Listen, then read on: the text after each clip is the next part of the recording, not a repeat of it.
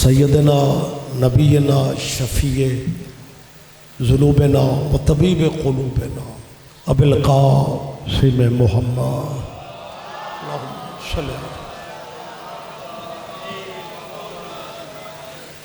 व आलिहि तय्यबीन ताहिरीन अल मासूमीन अल मज़लूमीन। अम्मा बाद क़ाल अल्लाहु तआला हक़ सुब्हानहु फ़ी किताबिल मजीद व खिताबिल हमीद। बिस्मिल्लाहिर रहमानिर रहीम। लक़द कान लकुम फ़ी रसूलिल्लाहि उस्वतुन हसना। इबादत में मज़ीद इजाफ़ा हो जाएगा। सलवात सारे अल्लाहुम्मा सल्लि।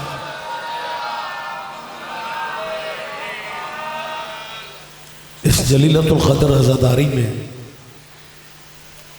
अल्लाह हम सब की हाज़िरी इबादत में शुमार फरमाए। मोमिनीन जब कहीं भी मजलिस में बैठते हैं, सफ़े अज़ा पे बैठते हैं, तो किसी न किसी मोमिन के जहन में कोई ना कोई दुआ तो होती है। और मैं समझता हूँ कि अल्लाह की बारगाह में आलिम मोहम्मद से बड़ा वास्ता भी कोई नहीं और वसीला भी कोई नहीं। आले नबी का सदका अल्लाह आप सब अज़ादारों की ज़हनी और कल्बी दुआएं कबूल फरमाए। बानिया ने मजलिस के लिए दुआ कीजिए।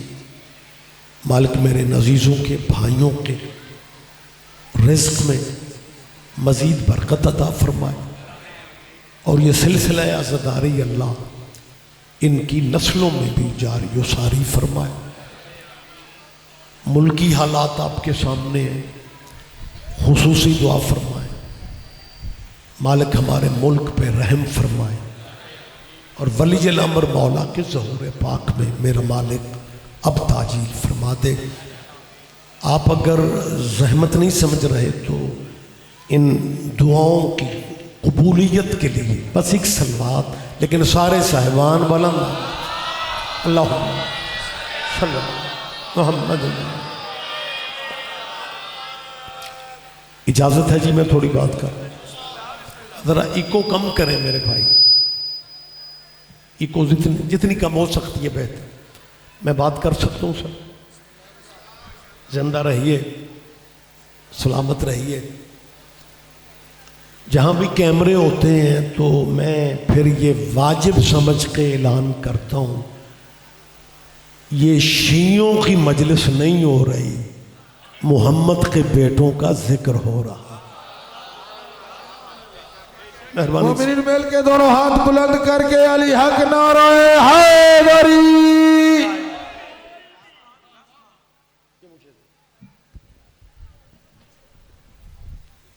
ये आप ले सकते।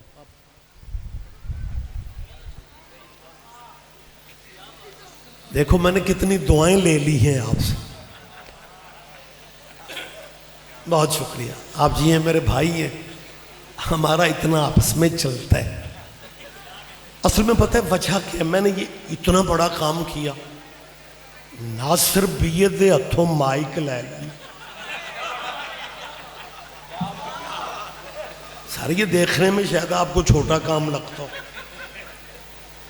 लेकिन आपने महसूस किया मैंने ऐसा क्यों किया? सिर्फ इसलिए कि अगर माइक नासिर के पास रहता, मेरे भाई हैं या मेरे भतीजे के पास, ये प्यो पुत्र आपस में चिवंडी जा रहे हैं। अगर माइक इन्हीं के पास रहता और नारे यही लगाते ना, तो सारे मजमे मुतमैन बैठना था। अच्छा है हमारी जिम्मेदारियां खत्म हो गई, दोवें काम मिंबर तो हो रहे हैं। मेहरबानी साहब, बहुत शुक्रिया। आप मतलब कितना नारे लगने लगे, मेहरबानी, बहुत शुक्रिया। आप जिए, आप जिंदा हो, सलामत रहें। वैसे मुझसे पहले अब्बास झंडवी ने मजलिस के कसीदे के आखिरी मिसरे में कहा है कि ये नारा तुसा ओ मारे है जेड़ा जाकिर नू मिंबर तो लान वाला नारा है। ते मेरे शुरू च ही मार लिया यार, क्या हो यार। मेहरबानी सर, आप मेरे सारे अपने यार, क्या कहने, हद निगाह तक मेरे भाई मुलव्विस है, इन्वॉल्व है यार। बस सर, बस मेहरबानी सर, बहुत शुक्रिया। मेरी ढेरों दुआएं आपके लिए। मालिक आपको बच्चों समेत इस जमाने की वो खुशियां भी नसीब कर दे, इस मजलिस का सदका जो अभी तक आपके नसीबों में नहीं। क्योंकि ये दरवाजा वो है, ये देते ही वो है जो वहां भी लिखा नहीं होता। आप जी हैं, लिहाजा मैं हमेशा ऐलान करता हूं, आज भी वाजिब समझ के कह रहा हूं। मैंने क्या कहा है कि ये शियों की मजलिस नहीं। मैं ये क्यों कह रहा हूं? गुलाम मोहम्मदाबाद फैसलाबाद का है कि जाना पहचाना नाम है गुलाम मोहम्मदाबाद। मुसलमानों यार, कितना अजीब लगता है, वो तुम्हारे मोहल्ले में तुम्हारे नबी के बच्चों के जिक्र की महफिल हो रही होती है और तुम शियों की मजलिस कह के रास्ता ही बदल जाते।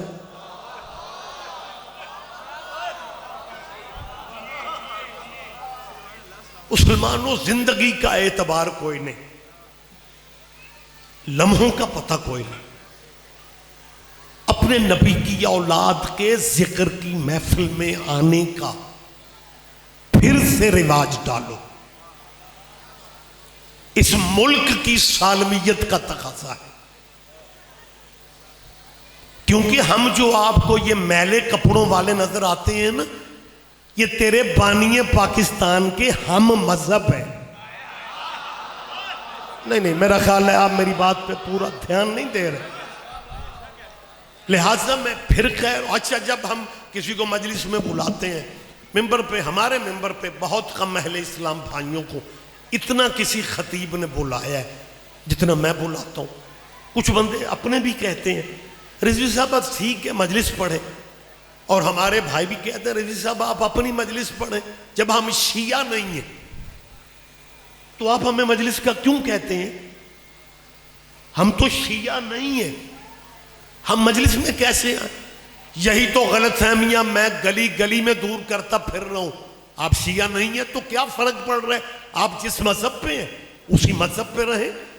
अपने मजहबों में रहते हुए भी हुसैन की महफिल में आ जाया करो, क्योंकि हुसैन का ताल्लुक मजहब से नहीं गैरत से है। आप जिए, आप जिए, आप जिए, क्या कहने। बहुत शुक्रिया इरफान भाई, शेख साहब आप जिंदा हो सलामत रहे। आप मैं पूरे यकीन से कह रहा हूं, इसकी यार ये कड़क खत्म करो मेहरबानी। जब जाकिरीन आएंगे ना तो फिर सारे यूनिट खोल देना।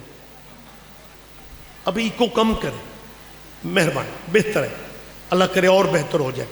लेकिन अब आपने दोबारा टच नहीं करना उसको। जी मैं बस ठीक है, मुतवज्जे है सरकार। मैंने क्या कहा? हुसैन का ताल्लुक मजहब से नहीं। ये शिया, अहले सुन्नत, अहले हदीस, बरेलवी, देवबंदी, ये मुसलमानों के मजहब है। क्या कहना, गलत फहमियां पहले ही हमारे बारे में बहुत है। ऊपर से मैंने कहा ये सारे मजहब मुसलमानों के मजहब है, तो सारे मजमा चुप हो गए। और मजलिसें लाइव चल रही होती हैं, हमारे भाई क्या कहेंगे, रिजवी साहब अकेले ही कह रहे थे, मजमा तो चुप हो गया था। और जिस मजहब का ये अकीदा है ना कि हमारे नबी के बाद भी नबी कोई नहीं और हमारे नबी जैसा भी नबी कोई नहीं। हमारी मिंबर पे जिम्मेदारियां मुख्तलिफ हैं, आप इन बातों की बारीकियां देखा करें। खत्म नबूवत की चार दीवारी में जितने मजहब है ये मुसलमानों के मजहब है। और सिर्फ मुसलमानों के मजहब नहीं, हमारे भाइयों के मजहब है। मैंने अक्सर कहा है, जब हम ज़िया दौर में काफिर होते थे ना, अच्छा, इस मुल्क की शेख इफ्तिखार भाई कमाल तारीख है। ज़ियाउल हक के दौर में शिया काफिर काफिर काफिर, फिर उसी दौर में आर्मी की, उस जमाने की आर्मी की, मैं बड़ी एहतियात से बात करता हूं, अल्लाह जाने उनकी मजबूरी क्या थी। वैसे मैं मजबूरी बता सकता हूं, क्योंकि ज़ियाउल हक ही के दौर में आपके मजहब को काफिर कहा गया और उसी की हुकूमत में मंसूरा में जमात इस्लामी के हेड क्वार्टर में मिली यकजहती कौंसल नाम से एक तंजीम बनी थी और शियों को काफिर कहने वाले मौलवियों की आर्मी ने शियों से सुलह करवा दी और शिया बगैर कलमा पढ़े मुसलमान हो गए। कहां हैं आप, कहां हैं आप? लिहाजा ये सारे मजहब, मैं माइक पे कह रहा हूं, मेहरबानी सर, वक्त मैंने बहुत महदूद सा पढ़ना है क्योंकि बाद में मातमदारी है और मेरी जिंदगी का ये उसूल है कि मैंने अपनी तकरीरों को अहमियत नहीं दी, हमेशा मातम को अहमियत ज्यादा देनी चाहिए, क्योंकि तकरीर थ्योरी होती है, मातम प्रैक्टिकल होता है और बच्चे को मजे के नंबर तब ही मिलते हैं जब प्रैक्टिकल च पूरे लग जाएं। क्या कहने, क्या कहने, आप जिए सर। लिहाजा अज़ादारी बाद में है, मैं आपकी सोचों से भी बात मुझे मुकम्मल जल्दी करने, मैंने क्या कहा है कि ये बात मैं रोक रहा हूं, ये सारे मजहब, मेरी तायद फरमा दो, ये सारे मजहब मुसलमानों के मजहब है। आपने जब तक चुप रहना है मैं भी तो इत्थे ही रखना है। और मैं कुछ जरूरी बात समझ रहा हूं तो बेटा आपको तकलीफ दे रहा हूं कि ये सारे मजहब मुसलमानों के मजहब है। अगर मेरी पहली बात आपके जहन में है, हुसैन का ताल्लुक मजहबों से नहीं, गैरत से है। दूसरी बात मैंने ये की है कि ये सारे मजहब मुसलमानों के मजहब है। बेटा बोलो मेरे साथ, मैं क्या कह रहा हूं शेख साहब, ये सारे मजहब, सैयदादो, ये सारे मजहब, बादशाह, ये मुसलमानों के मजहब है। लेकिन हुसैन अगर सिर्फ शिया सुन्नियों का मोहसिन होता तो हिंदू हुसैन को सजदे क्यों करते? कोई तो समझेगा, कोई तो मेरी बात पे ध्यान दे रहा है। पिछले भाइयों तक मेरी आवाज पहुंच रही है। हुसैन अगर सिर्फ शिया सुन्नियों का मोहसिन होता, ईसाई हुसैन को एहतराम क्यों देते? सिंध हैदराबाद में बहुत सारी आबादियां हैं हिंदुओं की, बहुत सारे वहां पे हिंदू हैं, बल्कि मेरा हाफिजा मेरा साथ दे रहा है। हैदराबाद में एक हिंदू शायर ने, जब उसे पता चला कि जी खिताब है सैयद रियाद रिजवी का, मेरा हाफिजा मेरा साथ दे रहा है, उसने ये फिक्रे कहे थे। उसने कहा जी मैंने सैयद रियाद रिजवी साहब से मिलना है, हैदराबाद की बात है। मैंने कहा जी वेलकम, बिस्मिल्लाह। वो हिंदू शायर ने बैठते ही ये फिक्रे कहे। उसने कहा सैयद साहब आप औलाद रसूल हैं, मैंने आपकी जद का कसीदा लिखा है। मातमी अज़ादार सारे बैठे हुए हैं और वो कसीदा इमाम हुसैन बादशाह का मैं आपको सुनाना चाहता हूँ। मैं हल्फन कसमन इतने सोबर मजमे में कह रहा हूँ, बड़ा खूबसूरत माहौल होता है। मालिक आपके शहर को नजर बद से बचाए। कमाल अज़ादारी है, खुदा जानता है बारीकी इतनी बारीक है, मैं कल ही स्वाद ले रहे। जब हिंदू ने मौला हुसैन की नासिर भाई नज़म सुनाई ना, नज़म मौला की इतनी खूबसूरत थी, जो हिंदू ने सुनाई इतनी खूबसूरत थी कि मुझे मौलवी होके भी उसे न्याज देना पड़ी। आप फैसलाबाद ने मजा नहीं लेना तो किसने लेना सर? आप इस बारीकी का लुत्फ लेंगे। ये बिस्मिल्लाह। मैंने ये क्यों कहा है कि मुझे मौलवी होके भी उस हिंदू शायर को न्याज देना पड़ी? मैं क्यों कह रहा हूं? और मौलवी किसी भी मजहब का हो, यूं महसूस होता है कि मौलवी खल्क ही लेने के लिए होता है। देने शेने वाला सिस्टम ही मेरा ख्याल है शायद कोई नहीं है। जब मैंने उसे न्याज दी ना, उस हिंदू शायर ने, माशाल्लाह जीता जागता माहौल है, उस हिंदू शायर ने एक छोटी सी अपने तजुर्बे की कहानी मुझे सुना दी, लेकिन उसमें मैसेज इतना बड़ा था कि मुझे पूरे मुसलमानों के शहरों में सुनाना पड़ रहा है, मुझे इन मुसलमानों की बस्तियों में बताना पड़ रहा है। जब मैंने हिंदू शायर को सैयदों के न्याज दी तो उसने मुझे ये पहला फिक्रा कहा कि जी क्योंकि आपकी जद की मैंने तारीफ की थी, आपने मुझे दुआ भी दी, न्याज भी दी। लेकिन वो कहता है जी महीना पहले हमारी साथ वाली गोट पे, वो पिंड कस्बा नहीं कहते, गोट, महफिल पाक थी इमाम हुसैन की, और इंतजाम किया था शिया सुन्नियों ने मिलके। मैं ये बात अल्लाह करे, मैं हाँ ये बात बेटा ये सोचने वाली है। शिया सुन्नियों ने मुश्तरका हुसैन पाक के जिक्र की महफिल का इंतजाम किया था। मैं सिंध की बात कर रहा हूं, कलंदर की मेहनत अभी तक बाकी है।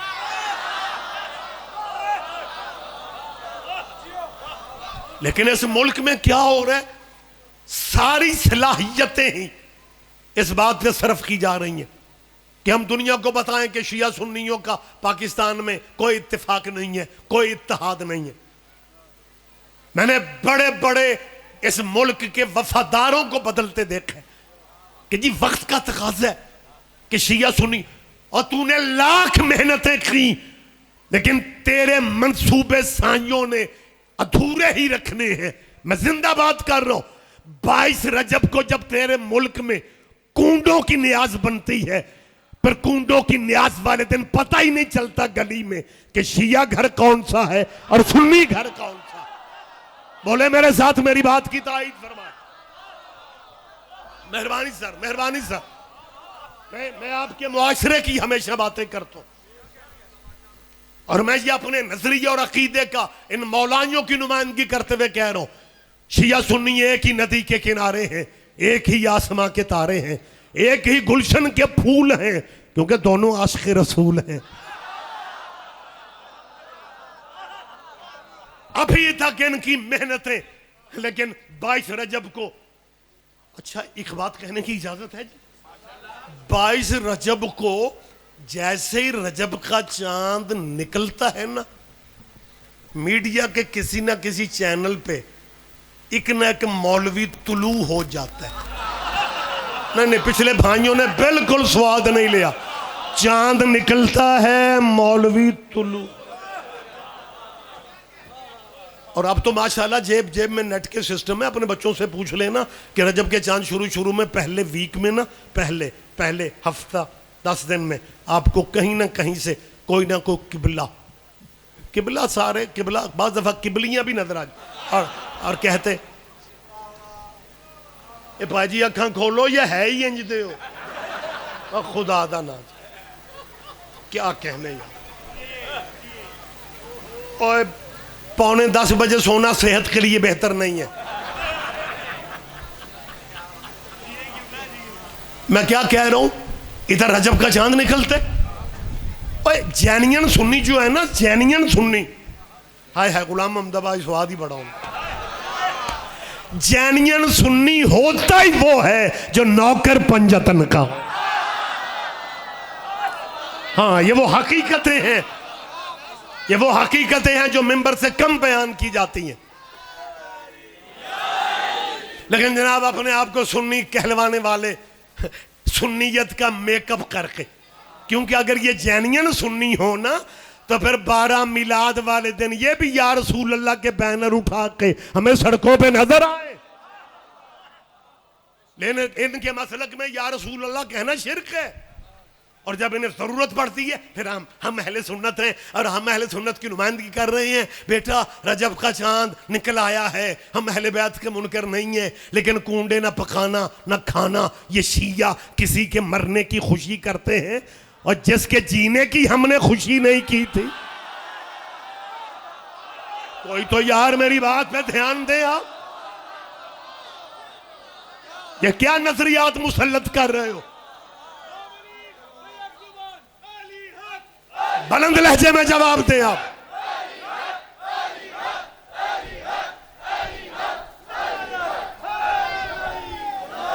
अच्छा मेहरबानी सर, मेहरबानी। बात से बात निकल रही है और आपकी मोहब्बतों में हमेशा मैं तवील पड़ जाता हूँ। आज मेरी कोशिश है कि आपको लंबी जहमत ना दी जाए। उस हिंदू शायर ने कहता है कि मुश्तरका शिया सुन्नियों ने इंतज़ाम किया हुआ था और मैंने यही मौला की नज़म मुंतज़मीन महफिल से इजाज़त लेके पढ़ी। वो कहता है शिया सुन्नी मजमा हुसैन बादशाह की नज़म आखिर सर, वो हिंदू कहता है दुआएं भी दाद भी, लेकिन वो कहते हैं डाइस के करीब एक दीनी शख्सियत बैठी हुई थी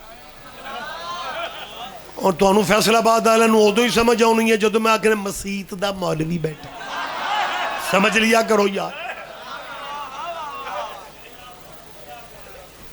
दीनी शख्सियत तशरीफ फरमा थी, मेहरबानी।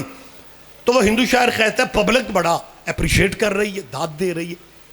और मैं कभी कभी जब उनकी जियारत करता, आप समझ रहे हैं ना, तो वह हिंदू शायर कहता है सैयद साहब मेरे जहन में फौरन नज़म पढ़ते पढ़ते मैंने अपने आप को तसल्ली दी कि आखिर वो अहम शख्सियत है, वो आम पब्लिक की तरह मुझे सुभान अल्लाह थोड़ी करेंगे, लेकिन आखिर मुसलमान है, मैं मुसलमानों के नबी के बेटे की तारीफ कर रहा हूँ, मुझे पब्लिक की तरह सुभान अल्लाह दाद नहीं देंगे, लेकिन जब नज़म ख़त्म करूँगा ना मौला की तो मुझे शाबाश देंगे कि तूने गैर मजहब का होके हमारे नबी के बच्चों के कसीदे पढ़े। वो कहता है मुझे तवक्को ये थी, लेकिन कहता है सारी तवक्कोआत पे पानी फिर गया। जब मैं डाई से पीछे हटा तो मुझे माशाल्लाह शाबाश क्या देनी थी, जले सड़े लहजे में कहते हैं तुझे हुसैन अगर इतना ही अच्छा लगता है तो तू मुसलमान क्यों नहीं हो रहा। और मैं ही स्वाद ले गया। उन किबला ने क्या कहा हिंदू को कि जले सड़े लहजे में सर कि तुझे अगर हुसैन इतना ही अच्छा। उन किबला को प्रॉब्लम हिंदू से नहीं थी। क्या कहने क्या बारीकियां समझते हैं। हाँ ना सिर्फ प्रॉब्लम, वो हुसैन का जिक्र, वो हुसैन की नज़म, वो हुसैन का कसीदा, तो जले सड़े लहजे में जैसे बंदे का ब्लड प्रेशर हाई हो जाता है, एक ही फिक्र। और तुझे अगर हुसैन इतना ही अच्छा लगता है, ब्लड प्रेशर में आवाज टूट फुट जाती, तुझे अगर हुसैन इतना ही अच्छा लगता है तो तू मुसलमान क्यों। और हिंदू ने और फैसलाबाद ने कदर नहीं करनी तो किसने करनी है। जब उन्होंने कहा ना तुझे अगर हुसैन इतना अच्छा लगता है तू मुसलमान क्यों नहीं हो रहा, उसने कहा किबला मैं कब का मुसलमान हो जाता अगर यजीद मुसलमान ना होता। क्या कहने क्या ओहो।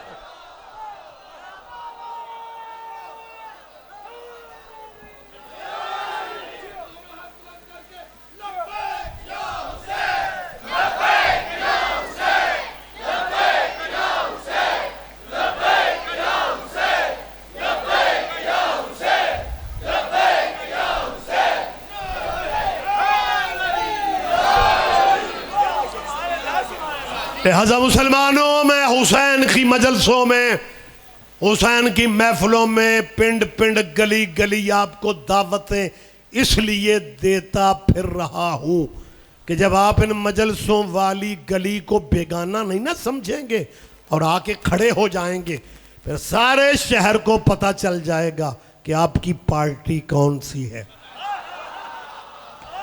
ओए हो नहीं शायद मैं क्या करूं, वजाहत का वक्त भी नहीं है। मुसलमानों पहली बात तो यह है कि आप सारे आओ।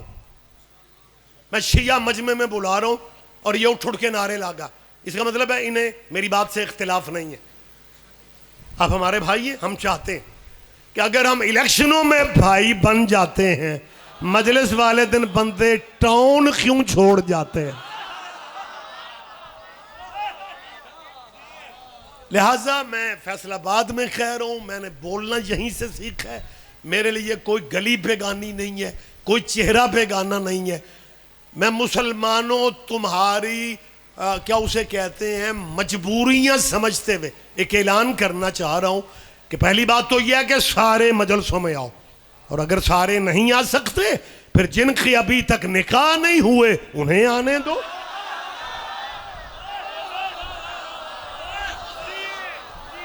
आप सुन रहे हैं मैं आपसे क्या कह रहा हूं।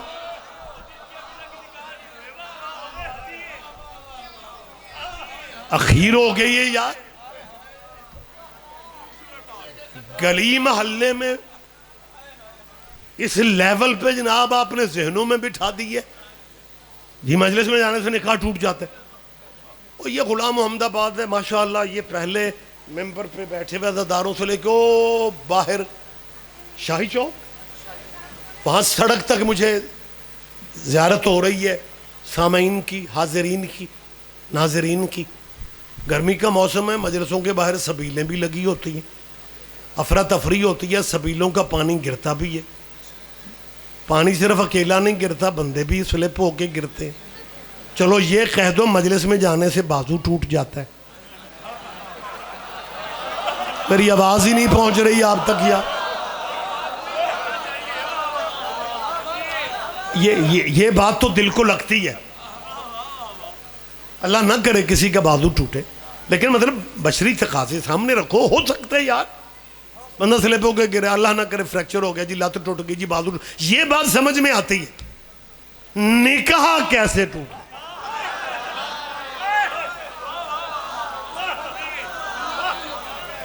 मेरी मजबूरी है, मेरी मजबूरी है। फिर तुस आके ना कल्ले FIR भुगतो। हुण मैनू लुकमे दे रहा है। मैं बड़ा मोहतात हूं, 5 सिले अजे बंद ने मेरे, लेकिन फिर भी मेरी कोशिश होती है दिल आज़ारी किसी की ना हो, प्यार मोहब्बत से मैसेज पहुंच जाए। मैं अच्छा खुदा जानता है, आप मेरे लिए आप में से कोई बेगाना चेहरा नहीं है। मैं हमेशा, मैंने अभी आपसे कहा कि मैंने बोलना यहाँ से सीखा। मैं सारी ज़िंदगी भी शुक्राने अल्लाह के अदा करूँ ना, मुबल्लिग आज़म की शागिर्दी वाले शुक्राने अदा नहीं होते। मुझे बर्रे सगीर का पहला बीबी का वकील मेरी किस्मत में उस्ताद बन के आया। मुबल्लिग आज़म ने उस मुआशरे में जनाब सैयदा के हक की बात की है जहां डरते हुए दुनिया तस्करा करती ही नहीं थी। लिबादे ओढ़े हुए थे लोगों ने, लेकिन मुबल्लिग आज़म क़िबला की तलमीज़ी के बावजूद मैंने अपने मुआशरे में, सैयद साहब, मैंने कोशिश की है कि मैं ऐसी जिंदा बातें करूं जो हमारे इर्द गिर्द मौजूद हो, ताकि मेरी गुफ्तगू के लिए मेरे मजमे के किसी बंदे को ये जहमत ना करनी पड़े कि रिजवी साहब ने शाही चौक में बात तो कर दी है कसरे अबू तालिब में, लेकिन घर जावांगे किताब वेखांगे। अगर किताब में वो रिवायत हुई तो फिर असी मोबाइल ते रिजवी साहब को आखेंगे सुभान अल्लाह। सारी जिंदगी मेरे आपके सामने, मैंने मौजूदा बातें की हैं, जिंदा आपके सामने की बातें की हैं, आपके जज्बात की तर्जुमानी की है मैंने। आप सोचते हैं आप इजहार शायद नहीं करते, साईं मुझे वो इजहारिया जुबान दे देते हैं, मैं आपकी बात आप तक पहुंचा देता हूं। आपसे मुराद आप नहीं है, आप हैं। कि जब इस मुल्क में कहा जा रहा था ना निकाह टूटता है, मजलिस में जाने से निकाह टूटता है, शिया बंदे से हाथ मिलाने से निकाह टूट जाता है, शिया नमाज जनाजा पढ़ने से, मैं ये समझता था कि ये मामला गली मोहल्ले का है और छोटे लेवल पे छोटे छोटे किबले काबे जो छोटे छोटे होते हैं ना, उन्होंने अपनी रोटी रोजी का एक वसीला बनाया हुआ और वो हतमी बात कर देते हैं कि जी निकाह टूट जाता है। मैं यही समझता था पिंडा दी छोटे लेवल दी गल है, लेकिन इस इलेक्शन ने तो मुझे हैरान कर दिया। हैरान तो खैर तुसी सारे ही होए सो, लेकिन शेख साहब मैं अपने हिसाब से हैरान हुआ। आप जिस हैरानी की बात कर रहे हैं मेरी वो वाली हैरानी नहीं थी। मैं हैरानी अपने मौजू के दायरे में रह के आपको दिखा रहा हूं। निकाह टूट जाता है, निकाह टूट जाता है, बादशाह मैं समझता था गली मोहल्ले की बात है, छोटे लेवल की। लेकिन जब इलेक्शन के नतीजे सामने आए, ये वो बात है जो आप सारे मेरी बात से मुत्तफिक है। अगले दिन पता चले कि आजाद उम्मीदवार चोखे जित गए। ऐसे ही हुआ है ना, मैं को मिस्र का इलेक्शन बता रहा हूं आप यार, यहां की बात है, आप फिर भी हैरान बैठे में। वो बंदे जीत गए। खैर सानू राती समझ आ गई सी ईया का ना बोदो वा ईया का। ठीक है, एक आयत की बरकत से, जिस आयत के बाद अगली आयत मौलवी पढ़ता ही नहीं है कि एहदिना सिरातल मुस्तकीम, अल्लाह में सीधा रास्ता दिखा। वो ईया का नस्ताइन का क्या मतलब है कि अल्लाह इबादत भी तेरी करते हैं और मदद भी तो इसे चाहते हैं। अल्लाह मुसल्ले पे जब बंदा कहते हैं ना ईया का नाबुदो व ईया का नस्ताइन, अल्लाह कहते हैं मेरे बंदे तूने अलहम्द पढ़ी, मुझे रब्बुल आलमीन कहा, मुझे रहमान कहा, मुझे रहीम कहा, मुझे मालिक यौमिद्दीन कहा, इबादत भी मेरी करते हो, मदद की ज़रूरत कहाँ पड़ गई है जो कह रहे हो ईया का नस्ताइन? कहाँ मदद की ज़रूरत पड़ गई है मेरे बंदे को? बंदा बोल के कहता है इहदिना सिरात। नहीं नहीं नहीं नहीं, सारे बंदों ने ध्यान ही नहीं दिया और मैं को आयत छोड़े जा रहा हूं, फौरन कहते हैं अल्लाह तेरी मदद के बगैर हमें सीधा रास्ता नजर नहीं आएगा, हमारी मदद फरमा, हमें सीधा रास्ता दिखा। ईया का नस्ताइन के फौरन बाद बिला फसल ये आयत है कि एहदिना सिरातल मुस्तकीम, अल्लाह हमें सीधा रास्ता दिखा, हमारी मदद, तेरी मदद के बगैर सीधा रास्ता नजर नहीं, हमारी मदद फरमा, हमें सीधा रास्ता दिखा। और साथ ही क्या कहते हैं सिरातल लज़ीना अनअमता अलैहिम, अल्लाह रास्ता उन लोगों का दिखा। इसका मतलब है सिरात मुस्तकीम जो है वो लोगों का रास्ता है। ओए हो सिरातल लज़ीना। आप जी सर खैर इस तरफ बढ़ूंगा और सर भाई फिर भी बात लंबी होती नजर आ रही है, मुझे रोकने अपने आप को। आजाद उम्मीदवारों के बारे में खान साहब को किसी ने बता दिया उस तो ही ने। अब खान साहब की लीगली मजबूरी थी, कानूनी मजबूरी, मैं कोई बैठक में बातें करता हूं, मजबूरी यह थी कि थोड़े टाइम के अंदर अगर वो किसी पार्टी में अपने बंदों की शमूलियत ना फरमाए, सुप्रीम कोर्ट जजे तक कोई रौला। मजबूरी थी कि MPs MNAs जो आज़ाद जीते हैं और वो PTI के लोग हैं, उन्हें किसी पार्टी में शमूलियत उनकी लाजमी है, वगरना पखे च किसी का कोई कपड़ा दुपट्टा आया है, जो कुछ होगा मैं दयानतदारी से बता दूं। 7-7 फुट बंदे चुप कर, तवज्जो करें यार, मेरी बात पे ध्यान दें। मैं अहम अपीलें कर रहा हूं, आप यकसरी चेहरों का अपना स्टाइल ही बदल के मुझे जियारत करवाने लग जाते हैं। मैं अहम अपील कर रहा हूं, उन्हें किसी पार्टी में शामिल होना जरूरी था। अब इस बात का लुत्फ आप बड़ा लेंगे, मैं पहले ही बता रहा हूं। इमरान खान को दोस्तों ने कहा जनाब आप सोचें किस पार्टी में बंदे देने हैं। इमरान खान क्या मैनू किसी पाकिस्तान की पार्टी ते यकीन नहीं सिवाय शिया जमात दे।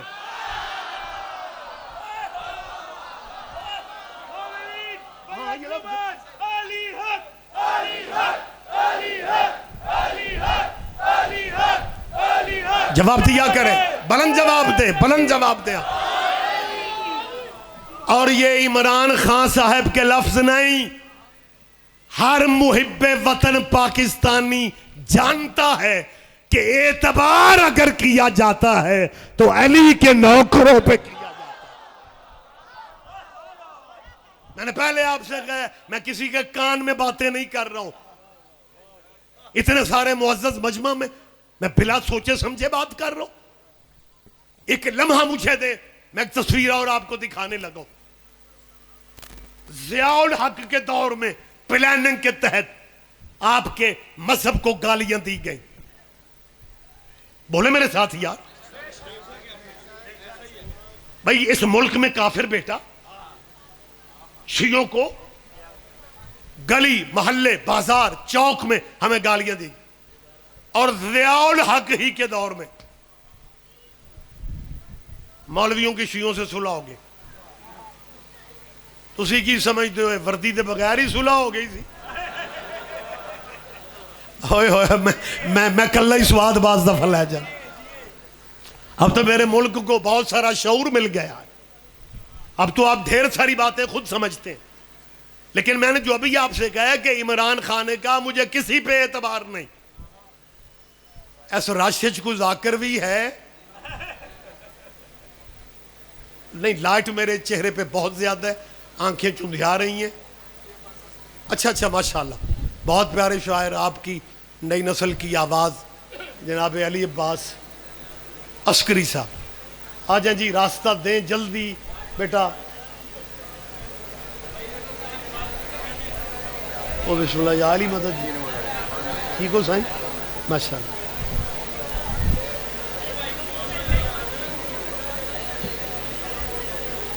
कैसे हैं आप? ठीक है, बच्चों बैठ जाओ, बैठ जाओ। मैं बात जारी रख सकता हूँ?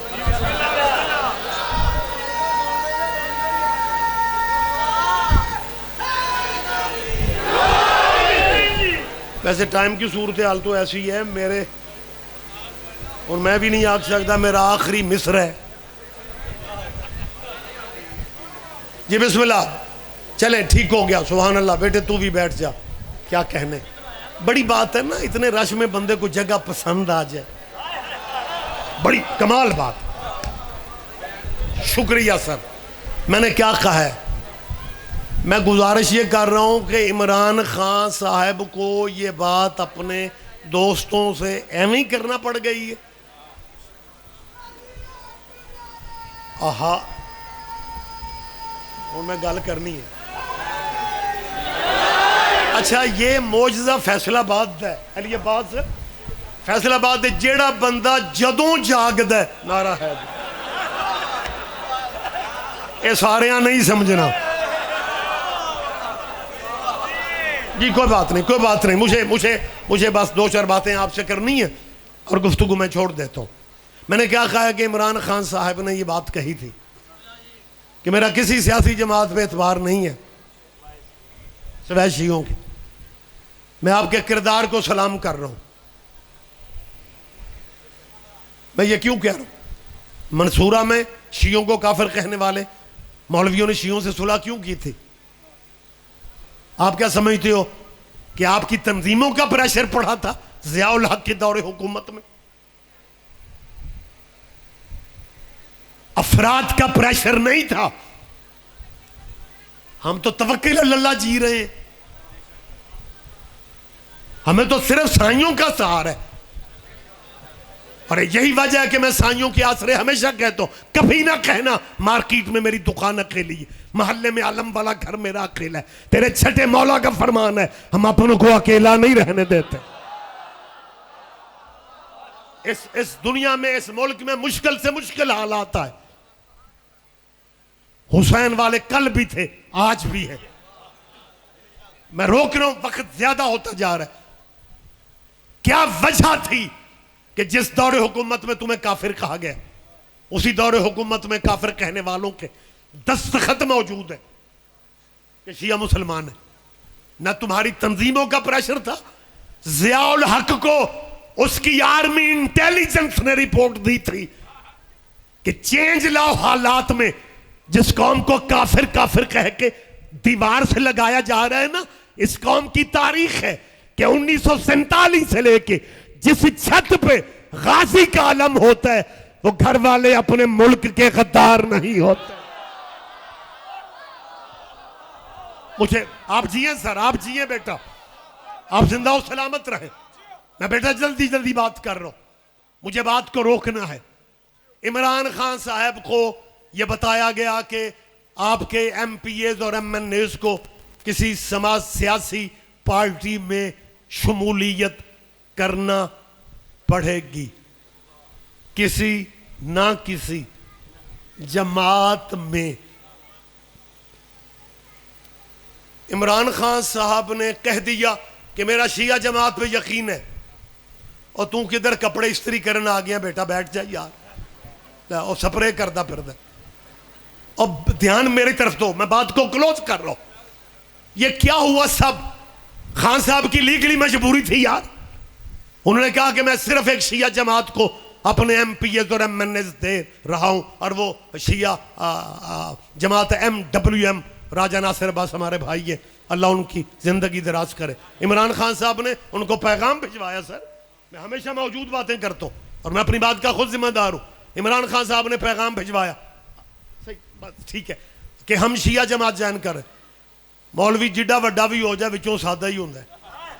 और हमारे राजा साहब को अल्लाह जिंदगी दे, उन्होंने प्रेस कॉन्फ्रेंस कर दी कि हमारी पार्टी हमारी नहीं है, खान साहब की पार्टी है।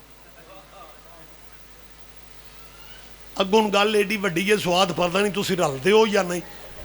इधर प्रोग्राम मुल्क पूरे को नजर आ गया कि ईया का नाबुद वाले सारे शिया जमात में जा रहे हैं। कराची में एक मौलवियों का भांजा ग्रुप है जिनका मामू हर साल मरता है।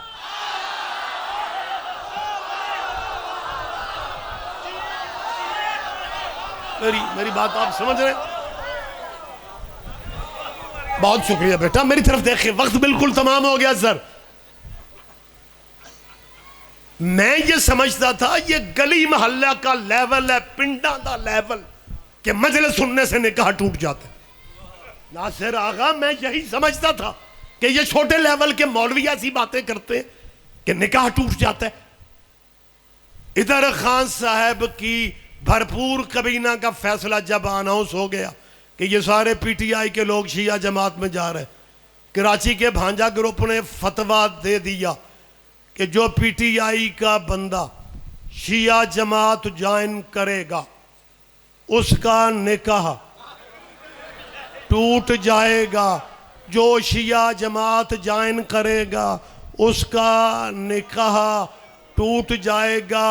फतवा इतना, मैं समझता था इमरान का पठान न्याजी फैमिली है, हिम्मत वाला, दलेर बंदा है, लेकिन फतवा इतना भरपूर था कि खान साहब को सबसे पहले पीछे हटना पड़ा, क्योंकि मामला निकाह का था और खान साहब का निकाह का केस पहले ही कोर्ट में था।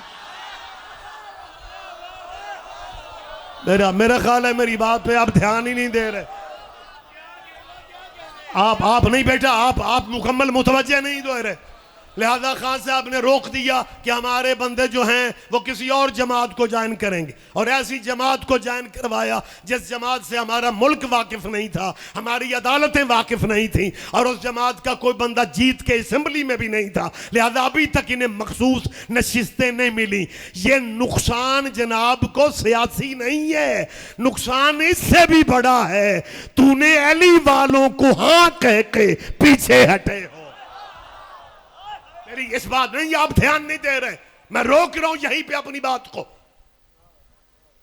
हम समझते थे गली मोहल्ले के लेवल पे, ये निचले लेवल पे बातें और फतवे हैं कि निकाह टूट। मैं मुश्किल बातें करता हूं मिंबर पे, आसान गुफ्तगू करके मैं भी अपने 35 मिनट पूरे कर सकता हूं, लेकिन मैं वो बातें आपसे करता हूं ताकि मेरी कौम के बच्चों को भी पता चले कि हम इस मुल्क में किराएदार नहीं है।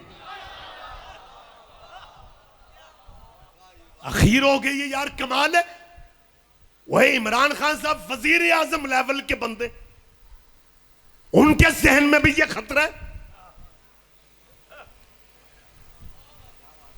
कि जी शिया बंदे से हाथ मिलाने से निकाह टूट जाता है, और शिया बंदे की तस्वीर वाला नोट जो है उसे जेब से क्यों नहीं निकालते।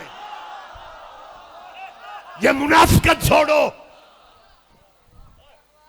तुमने सियासी लीडर, हमें दुख हुआ है, मैं अपने दुख का इजहार कर रहा हूं।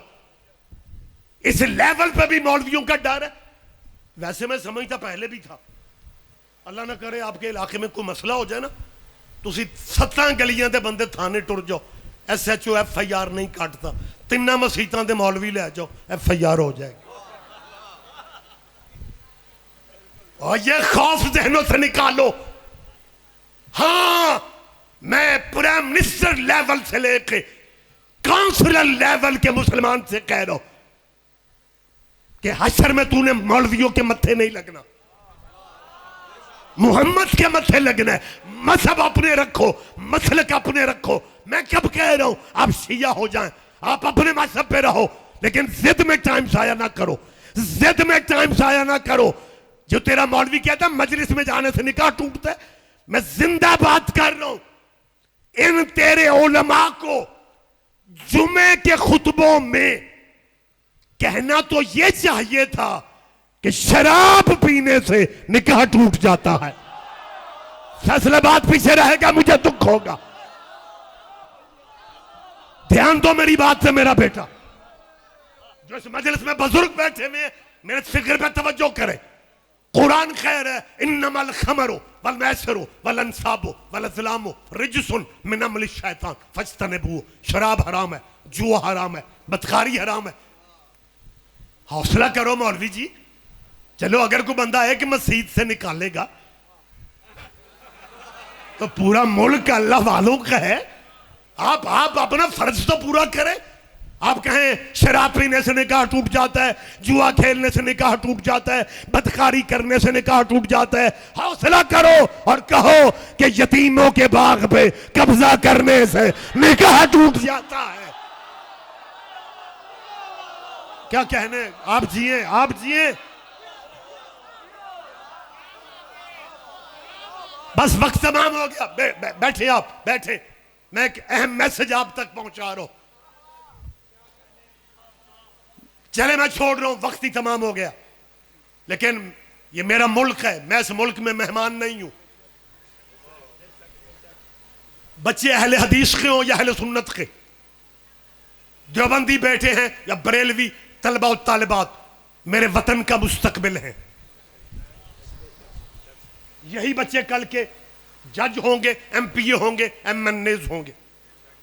लिहाजा मेरी इन बच्चों से अपील है कि बेटा आपको, क्योंकि दुनियादारी की डिग्रियों से टाइम नहीं मिलता, आपको जैसे ही वक्त मिलता है आप यही सुनते हैं मजलिस में जाने से निकाह टूट जाता है। हालांकि मजलिसों में हम माशाअल्लाह कुछ भी नहीं बयान करते, सिर्फ आले मोहम्मद का जिक्र करते हैं। और आपके जहनों में बिठाया जाता है जी मजलिस वाली गली भी नहीं देखनी, क्योंकि मजलिस की आवाज़ अगर कान में पड़ गई तो निकाह टूट जाना है। तो ज़ाहिर है मेरी कौम का मुस्तकबिल है, वो एहतियातन नहीं आते।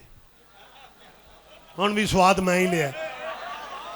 लिहाजा मैं मुसलमानों के इन बच्चों से कह रहा हूं कि बेटा निकाह वाला मामला मैं अभी 2 मिनट में क्लियर कर देता हूं कि अगर कभी बेटा मौका मिले ना तो अपनी मर्जी के अपने किसी इस्लामी दानश्वर से पूछना कि मौलवी जी हमारे बाबे आदम का हक महर क्या था।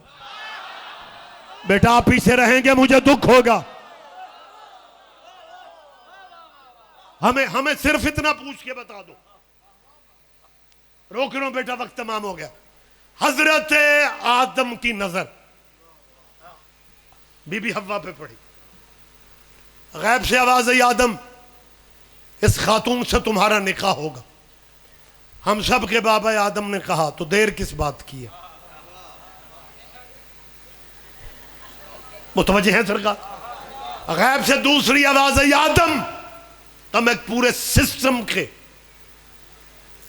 सबसे पहले हो, निकाह से पहले हक महर का तायुन जरूरी है।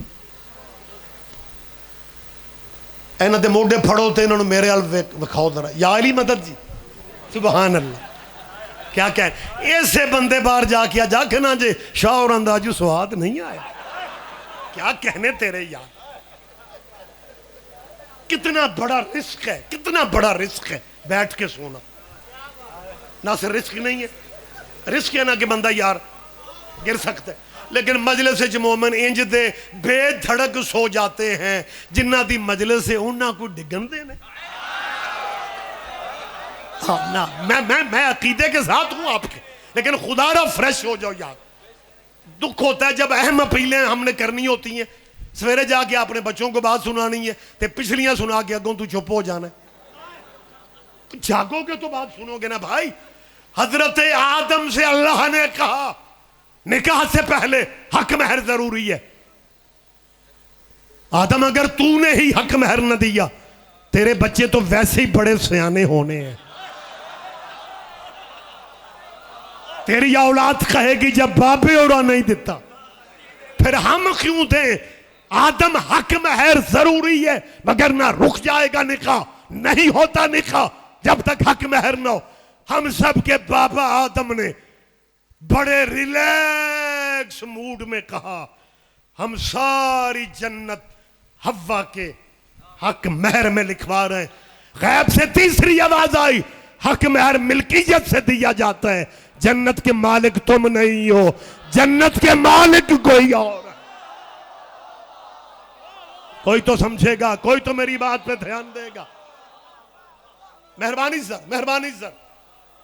हजरत आदम ने कहा मुझे फरिश्तों ने बताया है कि लिबास जन्नत बड़ा कीमती है। ये मैं जन्नती लिबास हवा के हक महर में दे। गैब से फिर आवाज आई, मैंने पहले जो कहा है मिल्कियत से होता है। आदम जब जन्नत से निकाले जाओगे ना, ये लिबास साथ नहीं जाना। वाकई जन्नत का लिबास बाहर नहीं जाए नहीं, गया ही नहीं यार। आदम का लिबास जन्नत तक रह गया क्योंकि आदम मालिक नहीं था। फिर मुझे समझ आई मदीने वाले सिर्फ लिबास ही क्यों मंगवा रहे थे। क्या कहने, क्या कहने, क्या कहने। बस वक्त तमाम हो गया था बेटा। फिर कभी जिंदगी की बात आगे बढ़ सकती है, यहीं पर रोक लेता हूं मैं बात। मैं शिया लिटरेचर की बात नहीं कर रहा। बरे सगीर का बहुत बड़ा इल्मी घराना शाह वलीउल्लाह मुहद्दिस दहलवी सर, उन्हीं की फैमिली में शाह अब्दुल अजीज मुहद्दिस दहलवी, ये उनकी तहरीर है। मैं नाम लेके बता रहा हूं। सिर्फ तुमने किताबें लेनी होती हैं जीनत अलमारी के लिए। साईं तुम्हें पढ़ने की तौफीक दे। जब आदम मुश्किलों में घिर गया कि जब हक महर ही नहीं है, निकाह कहां से होगा, गैब से 5वीं आवाज आई, 9 दफा आले मोहम्मद पे दुरूद पढ़ ले, तेरा हक महर अदा हो जाए। आप जिए, आप जिए, आप जिए। जिन पे दुरूद पढ़ के, आले मोहम्मद पे दुरूद पढ़ के अब्बे कने का पक्का हो रहा है। Fill in the blanks.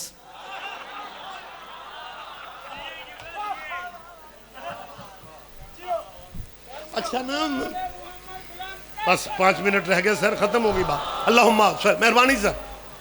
अच्छा, ये कुछ 3-4 साल से ना, ये पिछली जो एडहाक असम्बलियां, कभी सूबे के रौले, कभी मरकज के, इसमें ना हमारे कुछ दोस्तों को मौका मिला और उन्होंने कमाल फायदा उठाया। मैंने पहले भी कहा मैं मौजूद बातें करता हूं। उन्होंने वो वेल्डिंग वाली मशीनें कहां से ली और मर्जी की फैमिलियां दुरूद में वेल्ड करने लग गए। मेरा ख्याल है आप ध्यान नहीं दे रहे, मैं आपसे क्या कहूं। वो भी दुरूद में, वो भी दुरूद में, वो भी दुरूद में। तुसी अपने कम्मा चो टाइम ही नहीं है। लेकिन बंदे बड़े पक्के। हुण जे शायद वेल्ड जड़ी हो जानी, उन्होंने वेल्डिंग तो पहले पहले हटा लो तो चंगा जे, वगरना काम खराब होने को जा रहा है। सर जी मैं कि मशवरा दे रहा हूं, और तुम जो इर्द गिर्द से बंदे उठा के दुरूद में वेल्ड कर रहे हो, तो हजरत आदम का सबसे ज्यादा हक नहीं है कि वो सारे फिरकों के अब्बा जी हैं। और हजरत इब्राहिम भी नाराज नहीं होंगे। हजरत इब्राहिम भी जानते हैं कमा सल्लल्लाहु अला इब्राहिम व अला आले इब्राहिम इन्नका हमीदुम मजीद। मेरी इस मुसलमान उम्मत ने बहुत पढ़ ली है, तो अब दुरूद इस तरह पढ़ लो ताकि आपकी वो वेल्डिंग वाला जो प्रोसेस है वो भी अधूरा ना रहे और बंदे भी चेंज हो जाए दुरूद में। और आप इस तरह पढ़ लो, अल्लाहुम्मा सल्ली अला मुहम्मद व अला आले मुहम्मद कमा सल्लैता अला आदम व अला आले आदम इन्नका हमीदुम मजीद।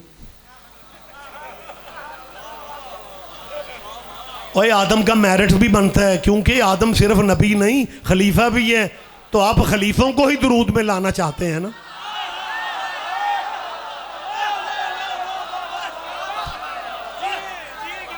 इन्नी जाइलुन फिल अर्ज़ खलीफा, और कुरान में सबसे पहले खलीफा का लफ्ज़ ही बाबे आदम के लिए बोला गया। तो कमा सल्लल्लाहु अला आदम व अला आले आदम में जोर शोर को नहीं जलाना, हुण आप ही समझना दे तुहाड़ी चोखी दाद भी सानू मुसीबत पा देंदी। पढ़ो मुसलमानों दुरूद कमा सल्लल्लाहु अला आदम व अला आले आदम। हिम्मत ही नहीं है, तेरा मौलवी तुझे खाने को आएगा, वो कहेगा जाहिल ना बनो, मत मारी गई है। आले आदम पे दुरूद नहीं हो सकता क्योंकि आदम के बेटों में एक बेटा कातिल है। इसका मतलब पता इन्हें सारा है कि कातिलों पे दुरूद नहीं पढ़ने चाहिए।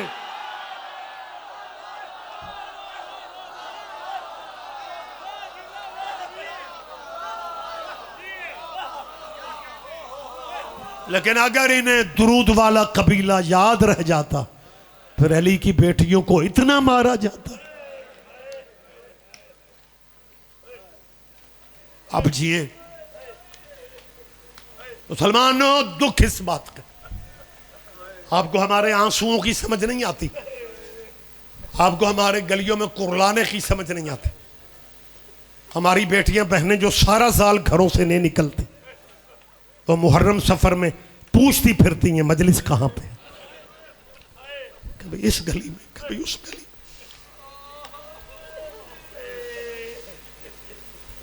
तुम कहते हो यार ये अजीब लोग हैं, सदियों पहले वाकया करबला हो गया, लेकिन आज भी शिया मजलिस में जाकिर इनका करबला की बात करे तो ये शिया उतना अपनों के जनाजों पे नहीं रोते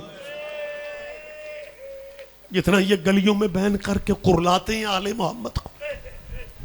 मैं कोई लंबे चौड़े हवालों का वक्त नहीं है, मैं जहां मैं फजाइल में जिंदा बातें ज्यादा करता हूं, मैं मसाइब में भी मौजूद बात कर रहा हूं। ये बहुत सारे आपके शहरों के बहुत सारे लोग हैं जो UK, Europe, America, UAE, Gulf, इन मुल्कों में सेटल हैं। कई ऐसी फैमिलियां आपके इल्म में होंगी, शायद फैसलाबाद से भी हो सकती हैं, जो बच्चे लेके बैरून मुल्क चले गए, 2-2, 3-3, 4-4 साल फिर अपने वो बेटे बेटियों को लेके मुल्क नहीं आते।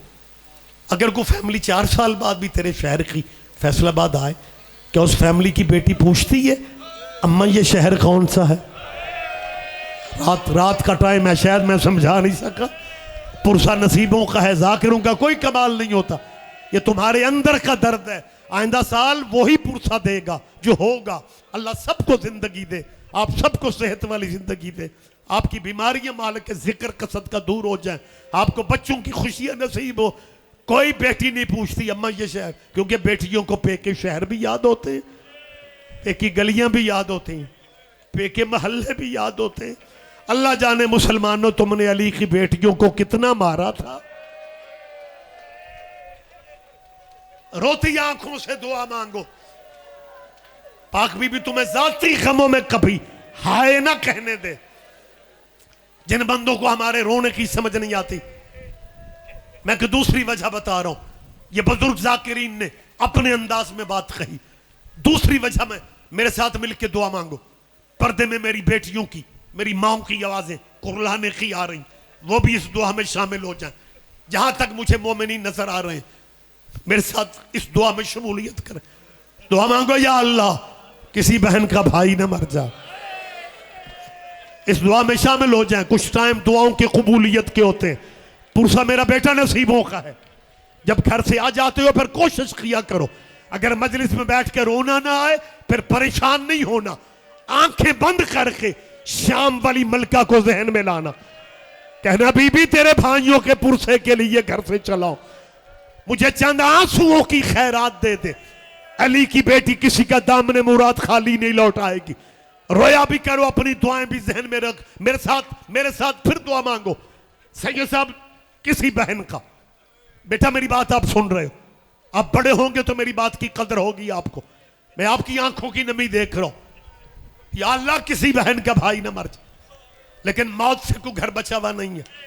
अल्लाह ना करे तकदीर किसी घर पे आ जाए और किसी बहन का भाई मर जाए, बहन ससुराल में हो, भाई मजदूर भी मर जाए, भाई दिहाड़ीदार भी मर जाए, फिर लोग गलियों में देखते हैं, वो बैन करके गलियों में कहती है हाय वे मेरा नवाब भी, और जिस जैनब का भाई ही हुसैन जैसा नवाब हो, तेरा कुर्लाना भी कबूल कर ले।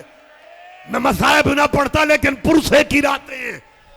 मेरे साथ फिर दुआ मांगो, या अल्लाह किसी बहन का भाई ना मर जाए, और अगर किसी घर पे तकदीर आ जाए फिर आप मेरी इस बात का यकीनन मैं समझता हूं गवाही में आपका वोट मेरे हक में होगा कि अगर किसी बहन का भाई मर जाए ना, फिर उस बहन के लिए मोहसिन मुश्किल वक्त पता कौन सा होता है, जिसे बहन का भाई मर जाए उस बहन के लिए शाहजी सैयद बादशाह मुश्किल वक्त पता कौन सा होता है, जब रिश्तेदार उसके भाई का जनाजा उठाने आ जाए, फिर वो उजड़ी जनाजे पे गिरती है और वो के कहती है वीर अल्लाह जाने तेरे बाद इस घर में हमारी कदर कौन करे।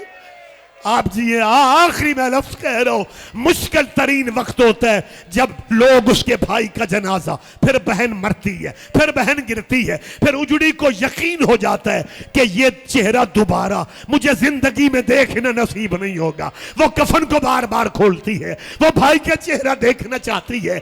मेरा तेरा कल्चर है कि उस वक्त बुजुर्ग बिरादरी के आते हैं और वो जनाजा बहन से छुड़वाते हैं और वो बेटी को तसल्लियां दे के कहते हैं, बेटा तकदीर का फैसला मान ले, अपने भाई का जनाजा जाने दे, बाहर तेरे भाई का बड़ा इंतजार है। जनाजे चले जाते हैं, अल्लाह सब्र देते हैं, बहनें रोती वहीं पे बैठ जाती हैं। हम मातम ना करें, दुनिया जहां का उसूल है, जनाजे चले जाते हैं, बहनें वहीं पे रह जाती हैं।